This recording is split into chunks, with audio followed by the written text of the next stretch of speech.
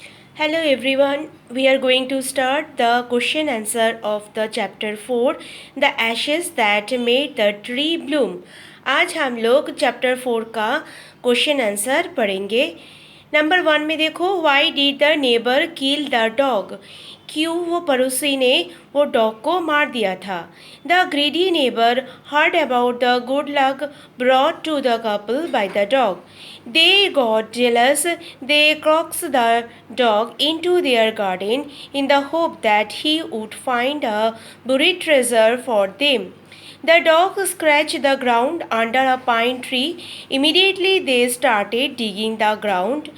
Then there they found nothing but a dead kitten, so they became furious at the dog. They beat him to death and flung him into the hole. जो greedy neighbour थे उन्होंने जब सुना जो अच्छे वाला couple को बहुत सारा सोने का सिक्का मिला, वो लोग धनी हो गए, तो उन लोग जेलस फील करने लगे। और जब सुना जो वो डॉगी के वजह से उन लोगों को इतना सारा खजाना मिला, तभी वो क्या किया, वो डॉग को अपने पास बुलाया, फुसला के अपने पास अपना गार्डन में लाया, उनको अच्छा अच्छा खाना खिलाया, इस खुशी में, इस आशा में जैसे कि वो डॉग वो ग्रीडी कपल के लिए भी खजाना ढूंढ के देगा। तो इसके बाद क्या किया, डॉग ने एक पाइन ट्री के पास गए और मिट्टी को खोदने लगे। तो ये देख के वो कपल भी वहाँ पर जाके वो मिट्टी को खोदने लगे।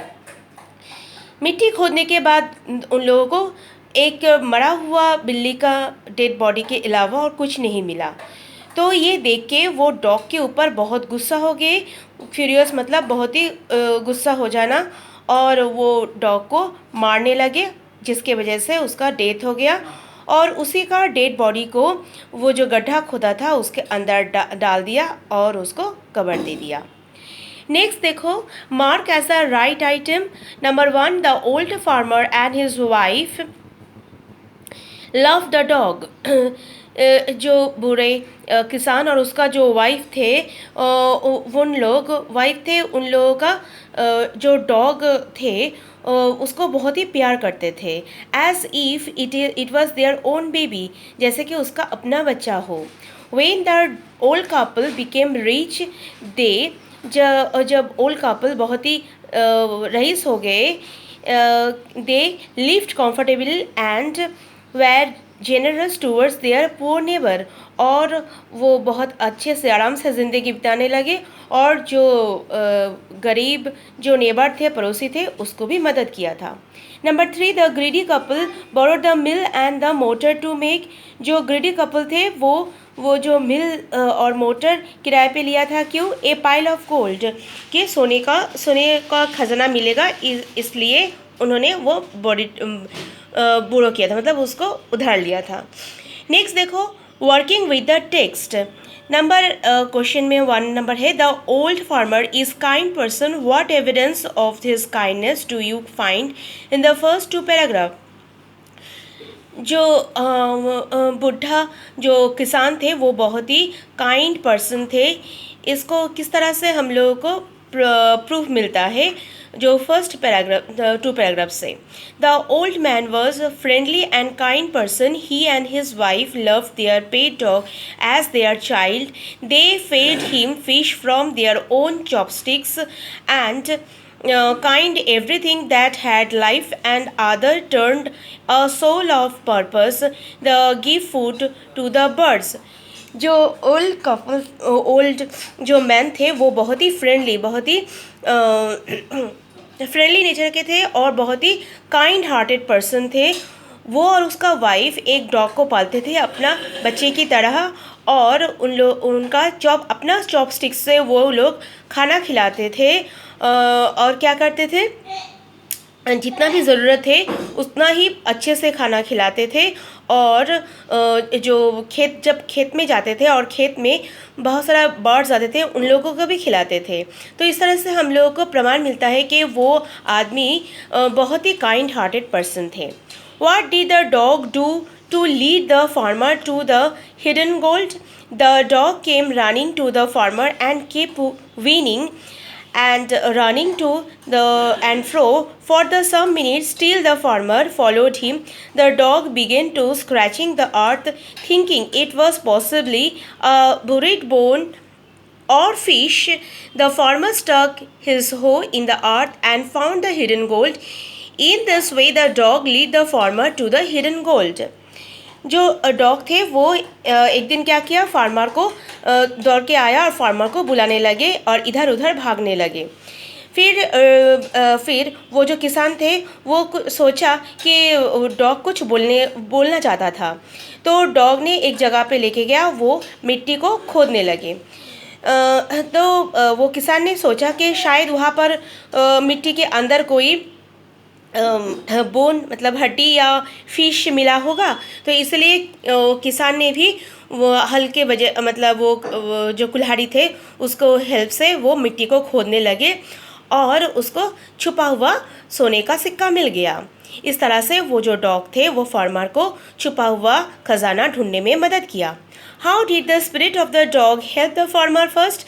किस तरह से डॉग का आत्मा वो फार्मर को फर्स्ट टाइम मदद किया था? After the death of the dog he keeped helping the farmer. The spirit of the dog came in dream in the farmer and told to cut down the pine tree over his grave and make from it mortar and for rice pastries and meal from the bean sauce.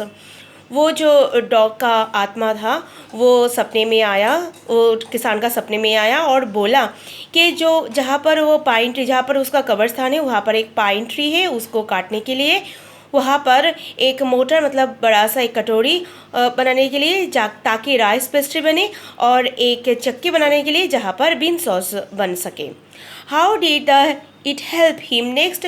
तो dog ने किस तरह से next time भी उसको मदद किया। In the next time the spirit of the dog came again in the farmers dream and told how the wicked couple had broken and burned the mill. He suggests to collect the ashes of the burning mill and sprinkle on the withered tree and they will bloom again.